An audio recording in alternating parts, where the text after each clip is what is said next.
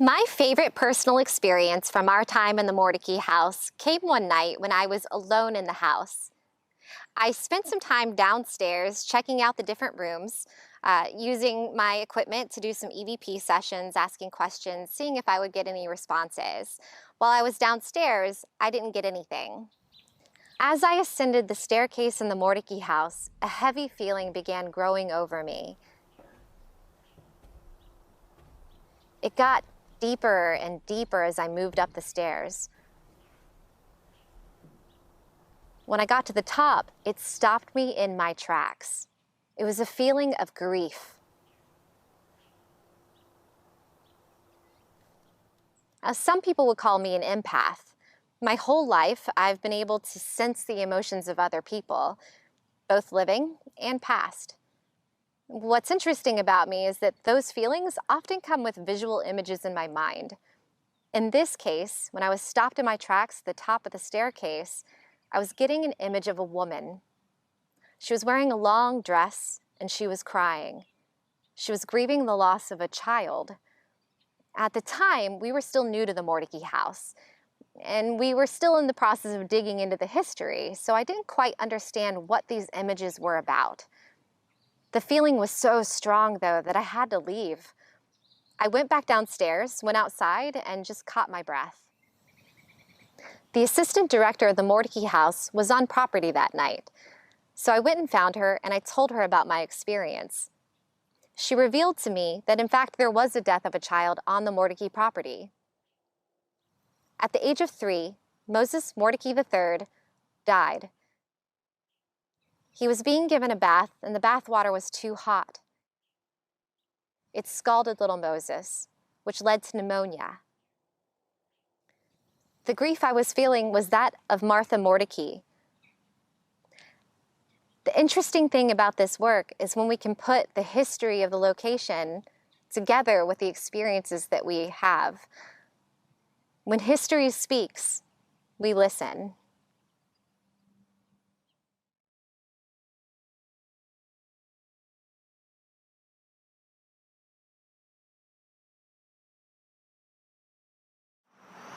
I was alone in the Mordecai House performing an EVP session while standing on the second floor with my back to this window. During this session, I was attempting to recreate the legends that whenever unflattering things are said of Patty Mordecai, her picture gets toppled over. Although I never saw any movement in regards to her picture, I did capture the following. I only wish that the recording did it justice because what I heard that night was loud. Here's the clip.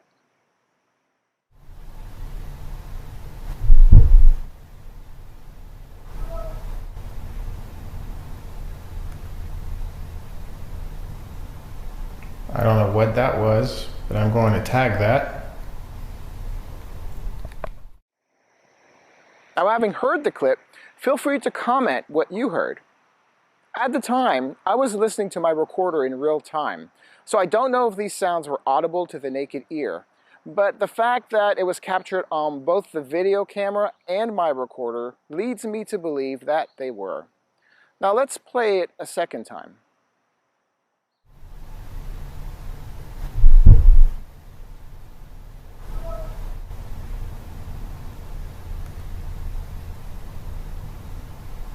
I don't know what that was, but I'm going to tag that. So again, what did you hear? I hear 2 thuds followed by a voice, and the thuds even have some bass to them. Now from where I was standing, it sounded like it came from the base of the staircase. However, wanting to eliminate the possibility that these sounds came from outside, we reviewed our external ambient sound recorders. These are recorders that we strategically place around the park for this purpose, but none of the external recorders captured this sound. So this reinforces that the sound came from within the house. Now exactly what this capture represents is up for debate and would be purely speculative. Having heard it firsthand, the double thuds sound like someone being pushed to the ground from behind. First falling to their knees, the first thud, and then the rest of their body hitting the ground, the second thud. Now those sounds are followed by an angry voice ordering someone to get up. Knowing some of the plantation's history, could it be that I heard something residual in nature? Perhaps a point in time when an enslaved person was pushed to the ground and then ordered to get up? We might never know for sure, but it's an interesting thought.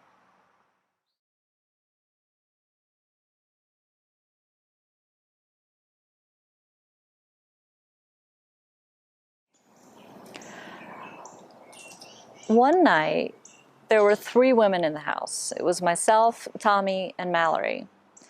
And the rest of the team were in the outbuildings. So just 3 women in the house, and we were tired. It was probably about 2 o'clock in the morning. We tend to run out of questions when it gets that late at night, so there's more silence between our questions during EVP sessions. Sometimes instead of 15 to 20 seconds, it gets closer to a minute because we're just, at this point, appreciating just being in the house and relaxing. In fact, Tommy and Mallory were both lying on the floor and I was sitting cross-legged. It was a long night. So in those longer silences, we started to hear footsteps in the hallway. There were swishing sounds like pant legs going together, and the footsteps weren't hard-soled shoes. It was more of a padding. We were hearing it consistently, almost as if somebody was pacing in the hallway. And we could see the hallway from where we were. We knew there was nobody else in the house, and especially nobody right outside the door to this room. It's the room when you go up the stairs and look at the sleeping porch. It's the one on the right, and it's always been my favorite room because there always seems to be an activity in that room. So there we are in the room, just 3 women, hearing footsteps outside the door. And Tommy asked, "We hear you outside the door. Please come in." And of course we heard nothing, but the footsteps completely stopped. We didn't hear them the rest of the evening. When I was at home, sitting at my desk with my noise-canceling headphones on, listening to the audio sessions from that night, I got to that point in the recording and I almost threw my headphones across the room. What I heard shocked me. I heard a male voice that seemed to answer Tommy almost immediately after she said, "We hear you outside in the hallway, please come in." It's a full sentence, although it trails off at the end, and it's hard to make out exactly what he's saying. Just like with any EVP, it's subject to the listener. So when I listen to it, I hear something along the lines of "outside in the hall," and then there's several more syllables, but you can't make out what he's saying. And most people who listen to it seem to think it's something along those lines. So for whatever reason, there was a male pacing in the hallway, and he interacted with us. So it was not a residual experience. It was an intelligent experience. And what makes it my favorite is the fact that there were no males in the house at the time. And there is absolutely no question it's a male voice.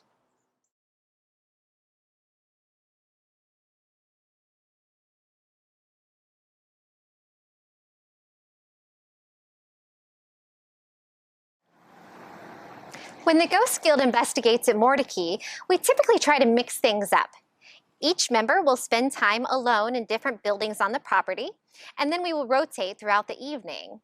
On other occasions, we may spend time together as a team in the different locations, trying experiments or working to debunk data we have gotten on previous investigations. One evening, while a former member was alone in the house, he described an experience that nearly knocked him off his feet. As he was making his way downstairs, he suddenly heard what he could only describe as the sound of someone running in the upstairs hallway, almost like that of a child running from room to room.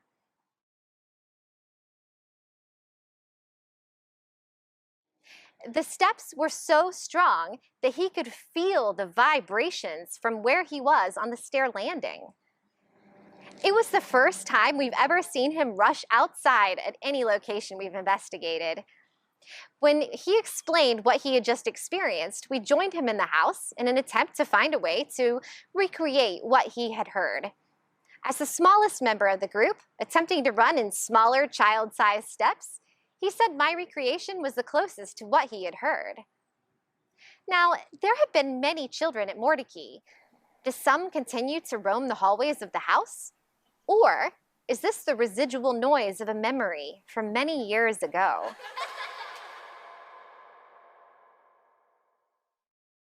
The stone tape theory is the speculation that ghosts and hauntings are comparable to tape recordings, and that mental impressions during emotional events can be projected in the form of energy, recorded into items, and then replayed under certain conditions. Could it be that the walls and wood floors of Mordecai house the memories of events from long ago, and that, on occasion, that energy is released for us to witness? And this is just another example of the types of questions we ask ourselves and seek to explore while investigating the Mordecai House.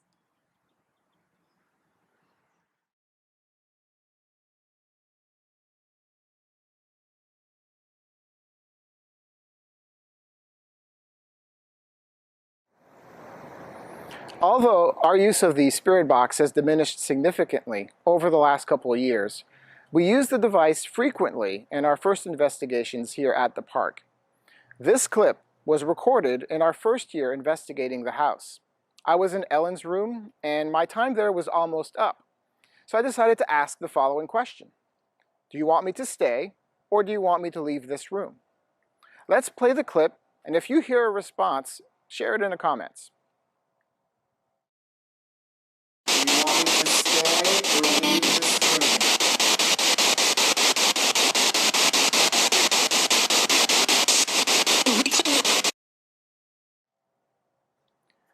Now remember, if you heard anything, write it in the comments. Let's play it once more. Do you want me to stay or leave this room?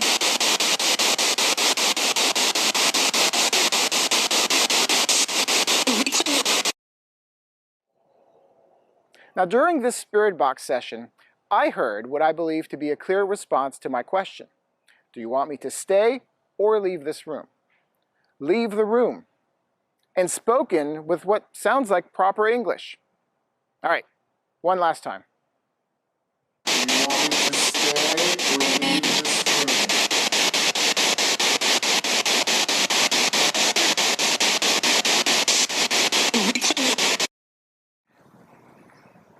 You've heard it multiple times now, so let me share with you why our use of the device has fallen out of favor. It's mostly because it's simply too prone to pareidolia. Have you ever looked up in the sky and seen familiar shapes in the clouds? Well, that's visual pareidolia. Audio pareidolia, on the other hand, is hearing words that are not actually in the sounds that you're hearing. This occurs by misinterpreting words that are being said or by hearing words in random noise. In auditory pareidolia, your brain searches for a recognized pattern. It finds the closest match and then processes the incoming sensory information to enhance the apparent match. Now, the spirit box is a very popular device, but it's important to keep pareidolia in mind if you choose to use one.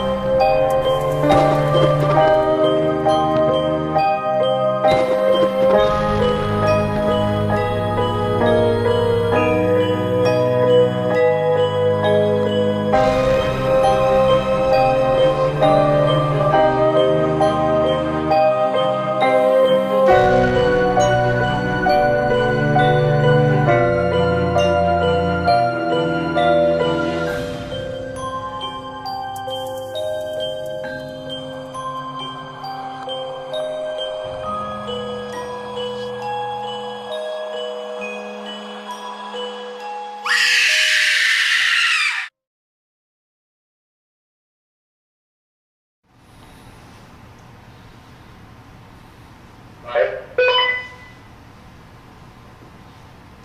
right, this is Nick and Kelly. We're still on the first floor at the moment. This is the door that was mentioned in the earlier recordings that has been opening itself. So we're just going to take a quick video of us locking the door. All right. Okay. And I have a camera set on the ground. That's my camera that I normally carry around.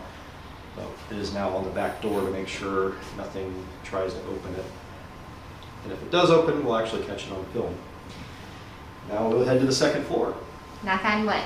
Because we say that, but then last time all of the cameras like shut down and equipment all went off.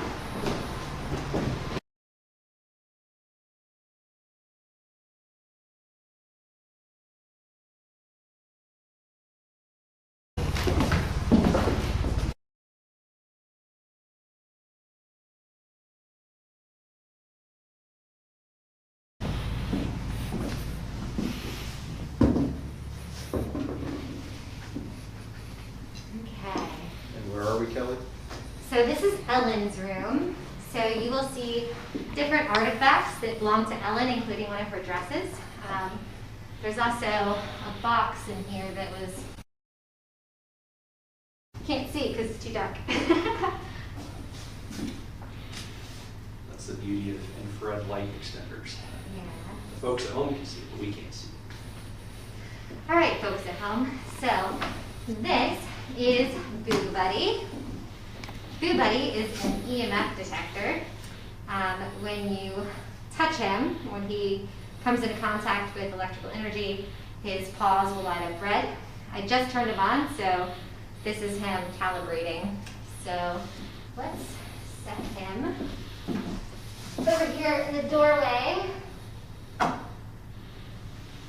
Since we have had some incidences of possible children running around up here, hopefully, well, he's, okay, so that's what we want to look out for. This is Baby Yoda. Now, if there's any kids in here, or Ellen, if you're in here, this is Baby Yoda. He's a very popular character right now. From the show The Mandalorian, which started last night on Disney Plus, and it was great. So we'll put him on the other side of the hallway. And if there are any kids and you want to play with any of my toys, I welcome you to light up my teddy bear or knock Baby Yoda off that step. And it is Halloween, so it is a good night for tricks or treats. So it would be a treat if you would come here and talk to us tonight. Or if you want to play a trick, play it on Nick. Let's see what else we got in here. Alright. So we've got fresh batteries. As all of you know, batteries are the #1 friend of paranormal investigators, and I carry a big bag of them. I'd argue coffee was the #1 friend of paranormal investigators, but that's just my opinion. Well, I changed my batteries before I came tonight. Oh, there we go. Okay. So this is 360. What this does is it measures static electricity. See if I can make it light up for you. No, my hair is just not staticky enough. I've made it too clean. Oh, there it goes. So we place this over here. Now, our teammate John would tell you exactly why all of this equipment is, he's very skeptical about all of this equipment, but I always say it's better to have more than less, and you never know if everything were to light up at the same time and we started to hear voices and a shadow figure moved across the room. It's just more stuff to help say that our data is conclusive. So, all right. One thing I always like to have with me is my trusty tape recorder. So showing you what the process of Kelly looks like during investigations.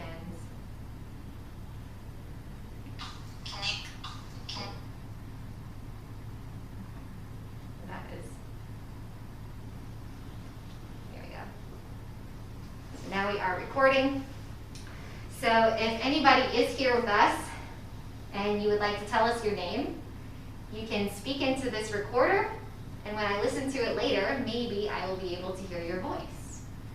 And if you really want to use our energy and try to make it so that we can hear it with our own ears, I welcome you to use my energy.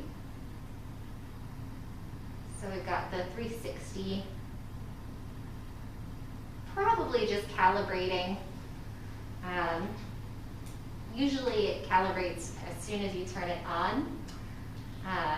And it could be from where I was turning on the recorder, maybe it created an electric static charge.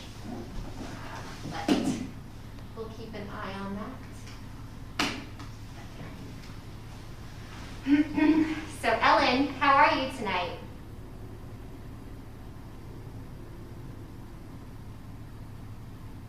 Or Patty, if you're here.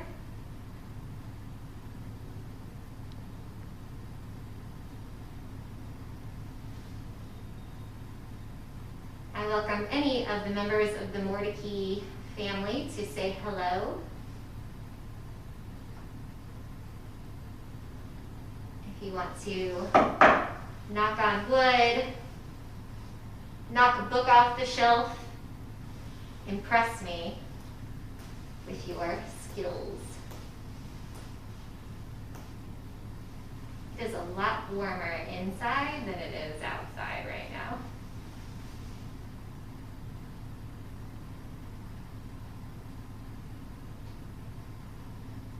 My name's Nick. What's your name?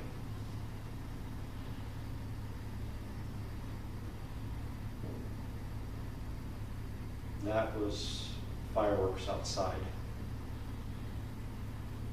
Getting a lot of fireworks. There were fireworks outside. And then there's also a vehicle with loud bass that just goes by.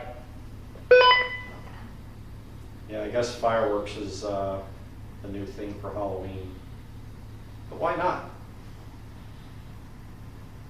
Kind of makes our lives miserable when we're trying to do an investigation, but just some things we have to deal with. Any questions coming across the chat? My chat is trying to catch up. If you have any questions for us on Facebook or YouTube, please feel free to put them into the chat. Ooh, that's weird, I can see myself. I'll put that over here. Typically when we do investigations, we have our phones on airplane mode, or we just have them off. And one of the reasons is because there's different things that might come through on your phone that could potentially light up your equipment and give you a false positive. So I'm going to be mindful of that as well. Turn one more piece of equipment on just for fun. So this one too, it measures EMF, makes fun noises, and I will put this out here in the hallway with Baby Yoda. There we go. So that will be fun because if it were to light up and make noise, we will be able to hear it from all the way over here.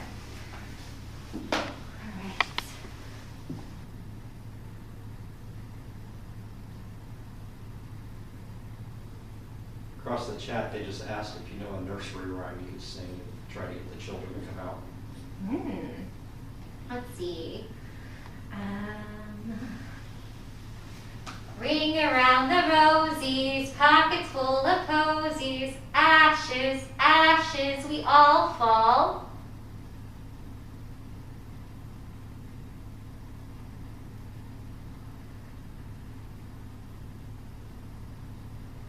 Up. It'd be really cool if you could knock something down where there should be the word down. Let's try it again.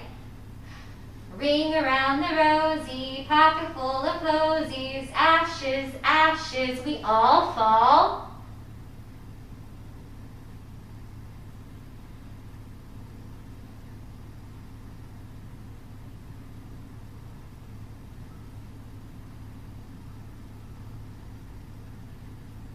Now I said up earlier.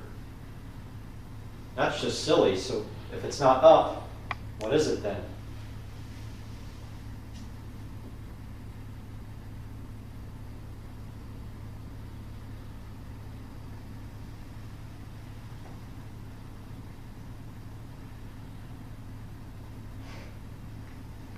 Taylor Lucas wants to know if you have a favorite toy.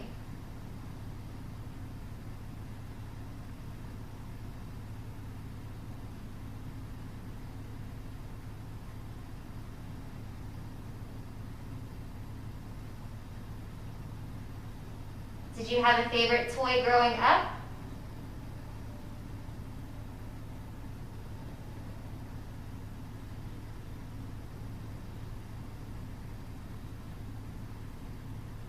I wonder if they would be scared of Baby Yoda. Although, if you saw the Halloween costumes that kids would wear in like the early 1900s, their costumes were pretty creepy. Did you dress up for Halloween? Did you wear a mask?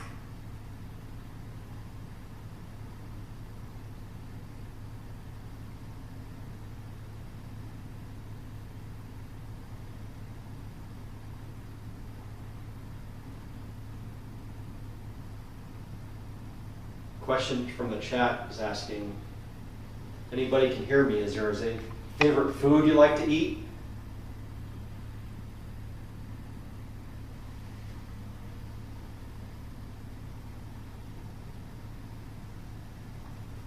I know I sure like food, and if anybody asked me that question, I'd get real excited.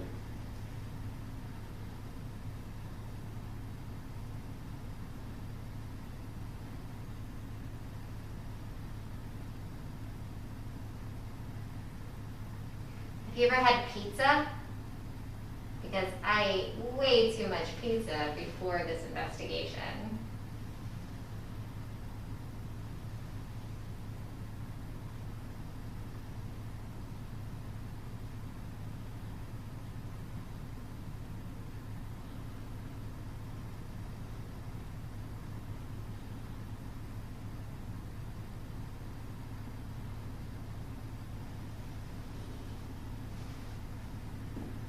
That's Nick walking.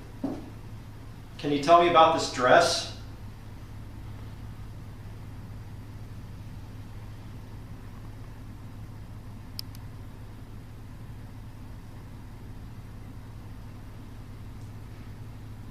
Ask them to swing the rope. Can you swing this rope in front of the dress?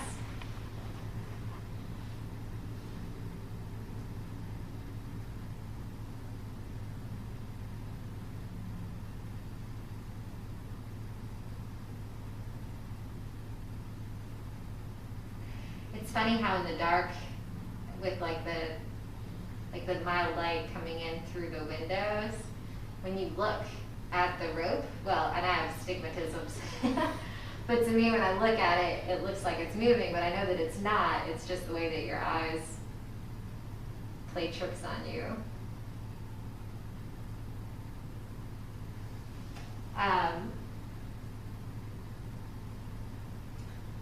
It looks like there is a dark shadow under the bed.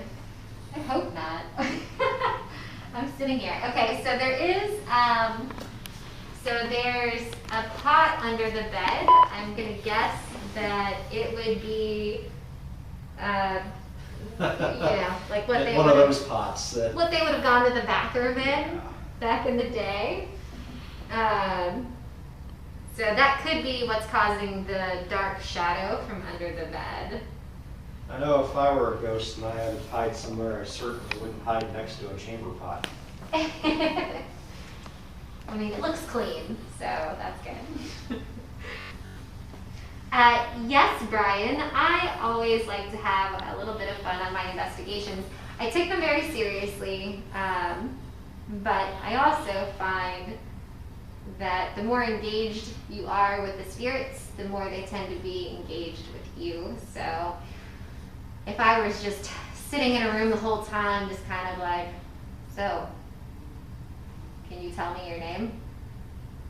I wouldn't want to answer me because I would find myself boring. So I tend to enjoy asking fun questions or singing songs or bringing toys. I know Nick likes to bring different things on investigations as well and try different tricks and experiments. Nelson tends to be our science guy, so he's going to take the barometric pressure and he's going to record all of the environmental factors around us. So before an investigation like this, he'll go through the entire house and he'll look for spikes in electricity levels, so where there might be wires in the walls, things like that that could potentially affect our equipment.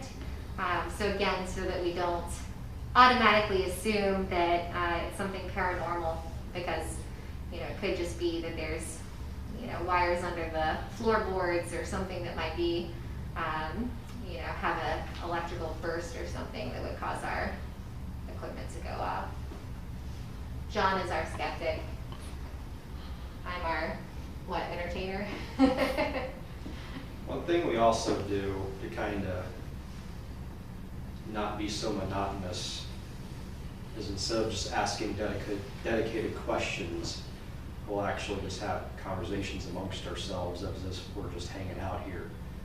And we've actually caught ADPs kind of chiming into the subject we were talking about, which is interesting.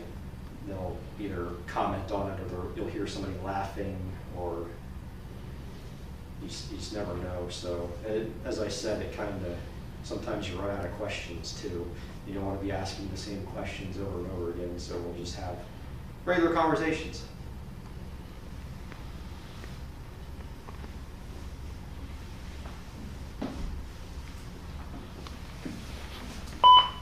You want to switch rooms? Hold on a minute. Is there a kid here? Are you here? Are you hiding?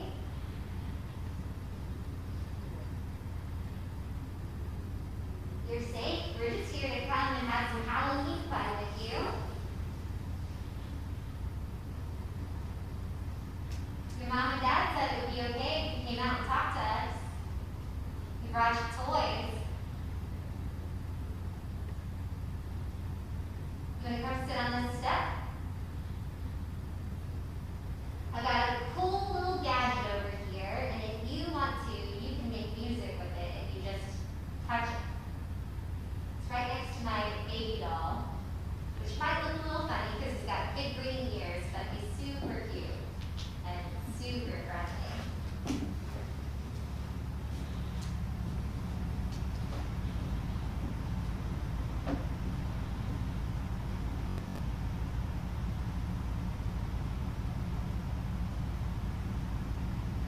Are you feeling shy?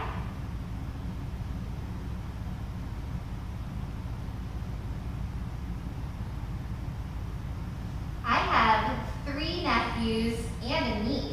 One is 11, one is 8, one is 7, and one is about to turn 6. How old are you?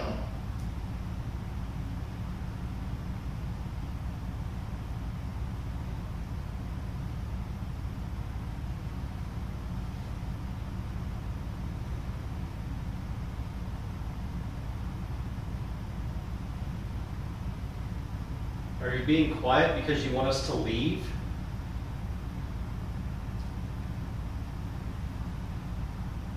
You gotta do the opposite if you want us to leave. If you want us to leave, you have to make a really loud noise.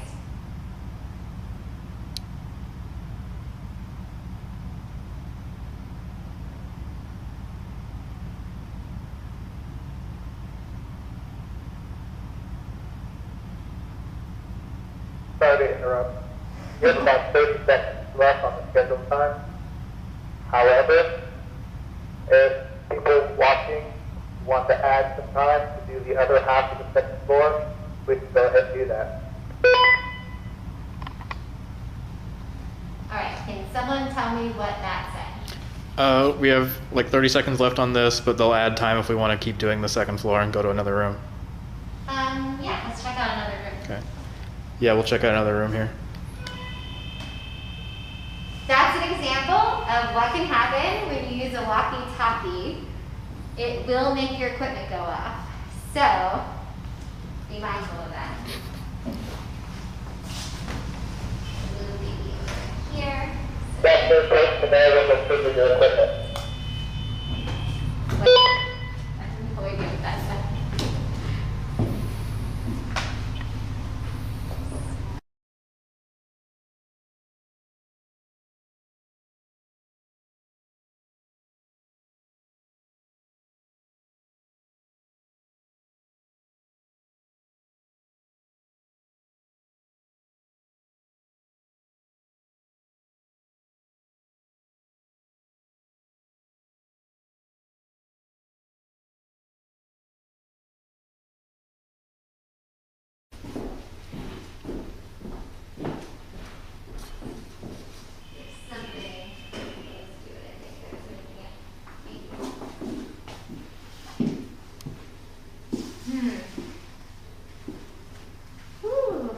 It's a lot cooler in this room.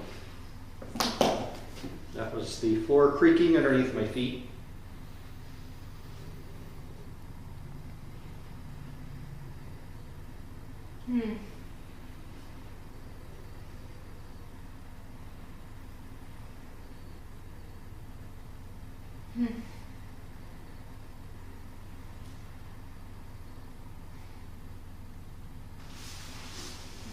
Definitely feels different here.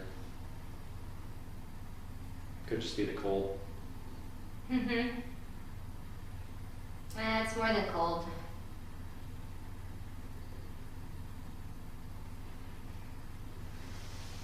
Ask Nelson who was the man. There was a member of the Mordecai family that he felt like gave him an EVP one time that was like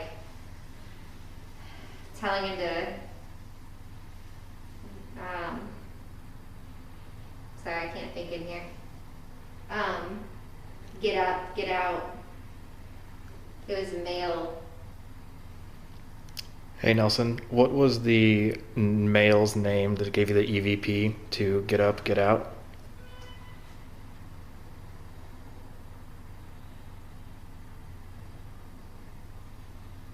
The EVP, you talking about the EVP that I captured? Yes, that's correct. And what's the name that you want? Who was it? I wish I knew. We don't even know if that's what it is. I thought that he thought that it was like a specific All right. person. Yeah, she thought that you had it figured out. No problem. Okay. Are you the man in the painting?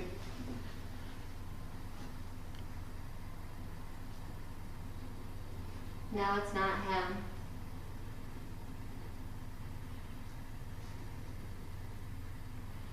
I can't even see that. I think my phone's in the other room. Do we have a light? Can you Yeah, shine watch the your light on eyes. him?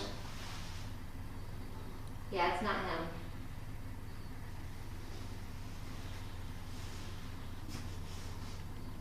Now, Nikki was inspired to have EVP of a male voice up on the second floor, but in the opposite room was the one you're in. And the one over to, on the other side of the daybed? Other side of the daybed or where we just were? Other side of the daybed. Let me see if it feels that like this in there.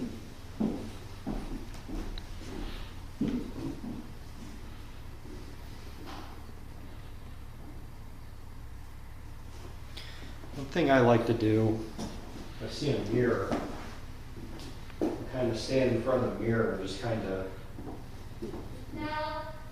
look into the room through the mirror.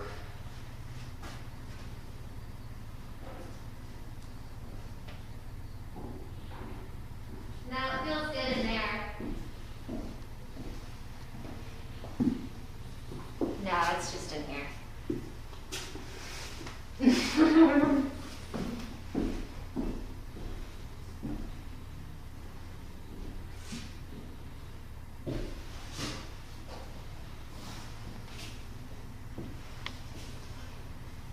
You all right? Many of y'all know there are a lot of sirens outside and some people yelling. There's people yelling outside. Yeah, that's what he said. Okay, I can't hear them. Me either. It's good to mark for reporters in case we hear it when we listen back.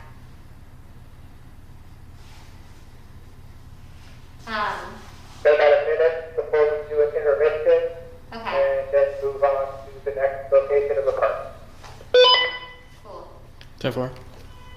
So I've never, it's funny because I just realized I've never actually, I've been so connected with the females of the house, I've never experienced a male, like a male presence in the house, and I can't shake. It's a male of the house. He does not like me.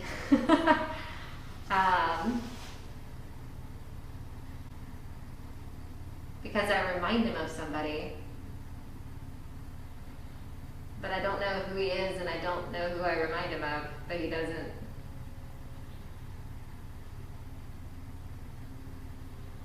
It makes me feel really insecure, which is weird. I've never felt that on an investigation before. So, Yeah. it's making me want to say bad words. Like, it's weird.